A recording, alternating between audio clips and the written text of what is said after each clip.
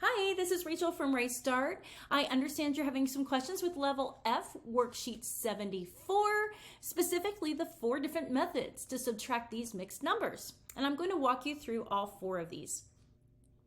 The first one is really the going up strategy. Okay, so what we're going to do is we're going to think about this as what do I need to add to this number to get to this number? Okay, so let's start. We're going to ignore this for right now because it's easy to subtract a mixed number if we have a whole number as our second number, right? So let's make this, instead of 2 3/4, let's make this a whole number, 3. So what do I need to add to 3/4 to get to 1? Because 2 plus 1 is 3, right? So what do I need to add to 3/4 to get to the next whole number? I need to add 1/4. So 3/4 plus 1/4 is 1. 1 plus 2 is 3. All right. Now, what is the difference between, or we can subtract that out actually. So 4 2/3 minus 3 is 1 2/3. Okay, so now we have this equation that we need to work on. It's a little easier to think through. So we have different denominators here. So we have to have the common denominator. So let's figure that out. What do I do to 4 to get to 12? I multiply by 3. So what I do to the denominator, I have to do to the numerator. So 1 times 3 is 3. And here we're going to leave the 1. There's no sense in us finding an improper fraction. I'm just going to leave that 1 there. What did I do to 3 to get to 12? I multiplied by 4. So we're going to do that to the 2. 2 times 4 is 8. And then we're just going to add. So we have 1, a whole number here. And then 3 plus 8 is 11/12. And that's it. All right, so the next one, what the next one does is it separates out the whole numbers from the fractions. So think of it that way. So let's do that. We're going to separate the 4 minus what number is here? What's the whole number here? 2. So we're going to put that here. So it's 4 minus 2. Now we're going to take a look at the fractions. So here we have 2/3 minus what? 3/4. Okay, and then from there, what it's going to do is 4 minus 2 is 2. And then we're going to do the fraction, finding the common denominators and solving that all the way out. Okay, now here we have kind of a combination. We're going to work partially with the whole numbers and partially with the fractions. So here we have 4 2/3. Let's think of this as 4. All right, let's ignore that fraction initially. 4 minus, and then this whole thing, 4 minus 2/3. Because as you know, when one of these numbers is a whole number, just like up here, it was easier to work with a whole number than it was with a whole number and a fraction. So that's what we're doing. So we have 4 minus 2 3/4. That's this number here.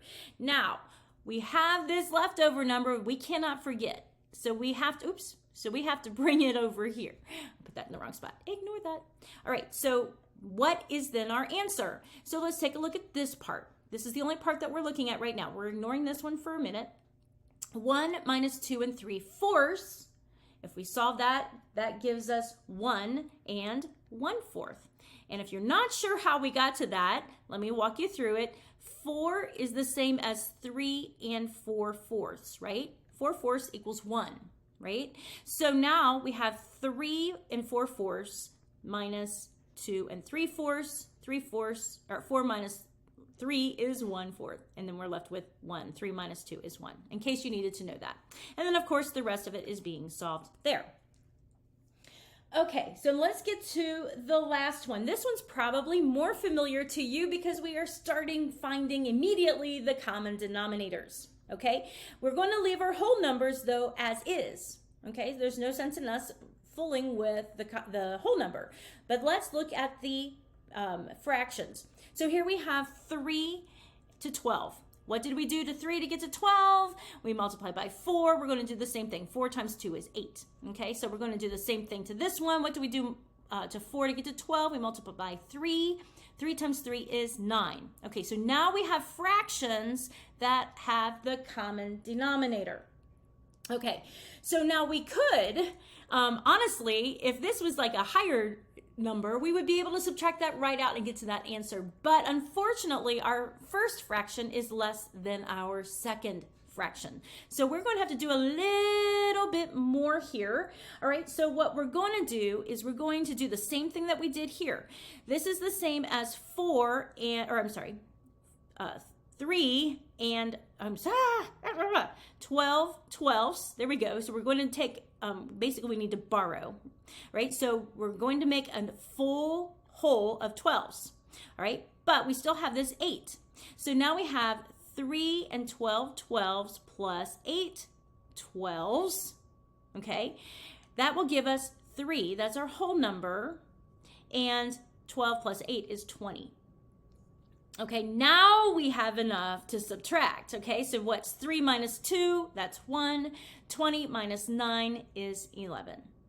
I know that was a little bumpy, but feel free to review a few other lessons, and if there was one particular strategy you need further help with, just let me know. Talk to you later. Bye.